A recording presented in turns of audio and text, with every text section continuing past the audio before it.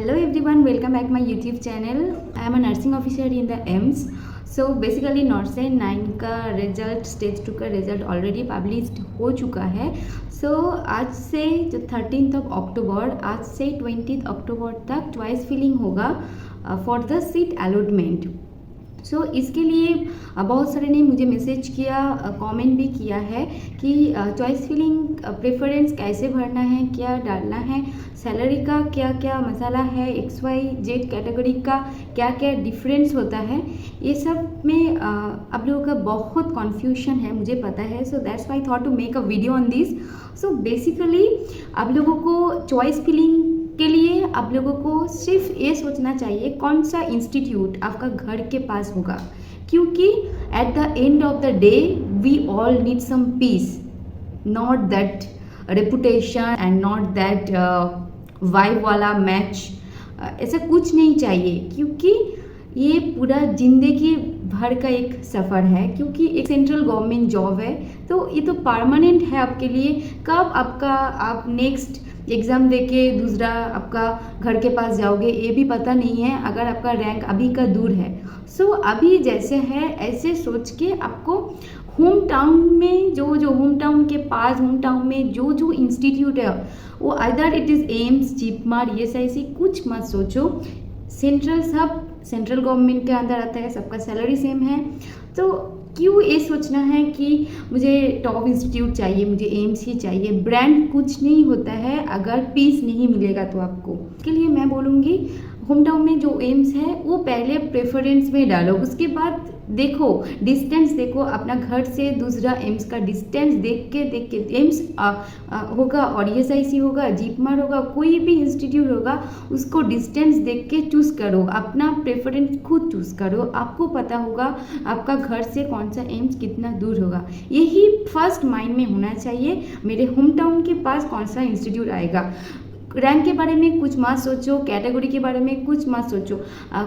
मुझे पता है आप लोगों का कन्फ्यूजन है कि मेरा रैंक पीछे है, अगर मैं दूसरा कुछ दूर का एम्स डालूंगी तो मुझे वो सिलेक्शन होगा. ऐसा एम्स का सिलेक्शन प्रोसेस नहीं है. सिलेक्शन ऐसे होता है कि पहले वो लोग जनरल कैटेगरी में देखते हैं आपका UR में एम्स कल्याणी का सीट में आपका रैंक आएगा कि नहीं. अगर नहीं होगा तो अगर उसमें आपका कैटेगरी है उसमें देखेगा आपका कैटेगरी में आपका वो रैंक फुलफिल कर रहा है कि नहीं. अगर नहीं होगा तो आपका ऑटोमेटिकली सेकेंड चॉइस पे आ जाएगा. इसके लिए आपको ये सोचना नहीं है कि मेरा पीछे रैंक है सो मैं दूर का कोई एम्स डालूंगी, ऐसा मत करो. आप अपना प्रेफरेंस खुद चूज़ करो according to your home town, near by your home town. So ये करके एम्स खुद ही अगर सीट अगर नहीं होगा तो खुद ऑटोमेटिकली आपका जो एम्स दूर या कोई भी एम्स मिल जाएगा.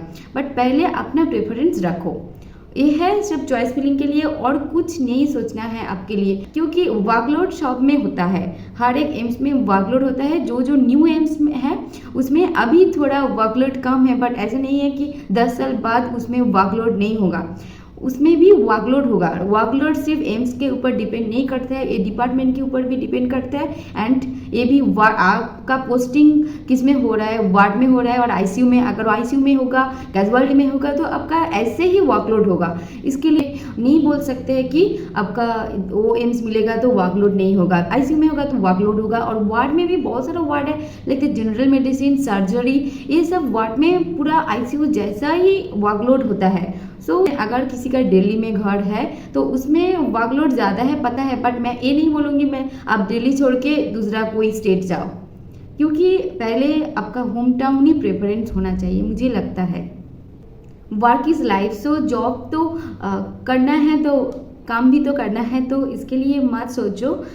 क्योंकि अगर दूसरा स्टेट में जाओगे तो अगर रैंक पीछे है तो दूसरा स्टेट जाओ, उसके बाद नेक्स्ट एग्ज़ाम देके होम टाउन में जाओ, वो अलग बात है. बट कोई किसी का होता है मुझे ब्रांड चाहिए, तो इसके लिए मैं बोल रही हूँ. अगर ऐसा है तो ये भी माइंड में रखो क्या क्या चैलेंजेस भी आ सकते हैं. बहुत सारा चैलेंजेस आ सकता है. लैंग्वेज बैरियर आ सकता है, फूड कल्चर, ये सब बहुत मायने रखता है, क्योंकि सबका कोपिंग मैकेनिज्म सेम नहीं होता है. सो पहले अपना होम टाउन के बारे में सोचो, उसमें आपका इतना चैलेंजेस नहीं होगा.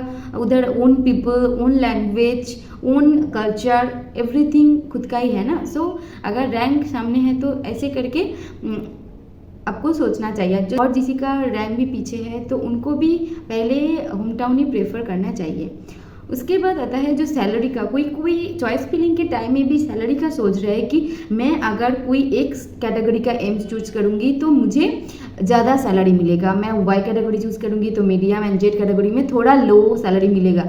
ऐसा इतना भी डिफरेंस नहीं होता है।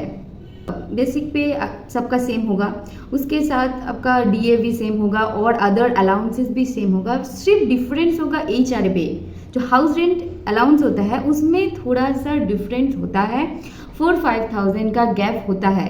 सो इसके लिए इतना भी ज़्यादा कुछ नहीं होता है एक्स कैटेगरी के अंदर और उस वाई कैटेगरी और जेड कैटेगरी के डिफरेंस थोड़ा सा 4-5,000 का होता है। बट देखा जाएगा तो अगर आप कोई एक्स कैटेगरी का, अगर आप एम्स दिल्ली का सोचो, अगर उसमें एक हाउस रेंट के लिए कितना आप 15-20,000 में आपको एक मंथली हाउस रेंट देना पड़ेगा। बट अगर वाई कैटेगरी में आओगे तो 5-6,000 इज़ क्वाइट इनफ, उससे भी ज़्यादा कम में भी हो जाएगा। जेड कैटेगरी में भी तो 3-4,000 का भी अच्छा वाला 1 BHK मिलता है। सो ये भी सोचना चाहिए, जितना एक्सपेंसेस के ऊपर कैटेगरी जो XYZ कैटेगरी डिसाइड हो चुका है सेंट्रल से, सो उसका अगर एक्स कैटेगरी होगा तो उसका एक्सपेंसेस ज़्यादा होगा, उसका मार्केट प्राइस भी ज़्यादा होगा, हाउस रेंट भी ज़्यादा है, सब कुछ ज़्यादा होगा। तो इसके लिए अभी से सैलरी सोच के ये मत सोचो कि एक्स कैटेगरी में जाने से मुझे ज़्यादा सैलरी मिलेगा। वो ऐसे ही सेम ही है, सब कुछ हाथ में तो सेम ही आएगा, मंथ का लास्ट में अगर देखोगे तो सबका सेम ही है। So that's it for today's discussion. अगर किसी टॉपिक के ऊपर और भी कन्फ्यूजन है तो you can comment down, and मेरा इंस्टाग्राम, फेसबुक, टेलीग्राम का भी तो लिंक है, you can contact me there. मैं कोशिश करती हूँ कि जल्दी रिप्लाई करने के लिए। सो मैं करती हूँ, मेरा टाइम मिलने से मैं सबका कमेंट रिप्लाई करती हूँ। सो अच्छे से आप लोग चॉइस फील करो और just hope for the best. I hope सबको अपना ड्रीम एम्स मिल जाए। Bye bye.